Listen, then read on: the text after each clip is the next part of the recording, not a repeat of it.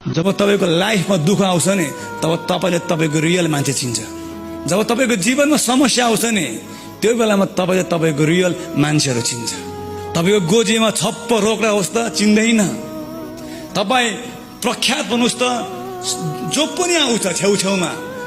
तर जब तपाईको लाइफमा समस्या आउँछ, जब तपाईसँग सुखको हुँदैन नि तब तपाईको छेउमा आउने मान्छेहरु कम्ती हुन्छ।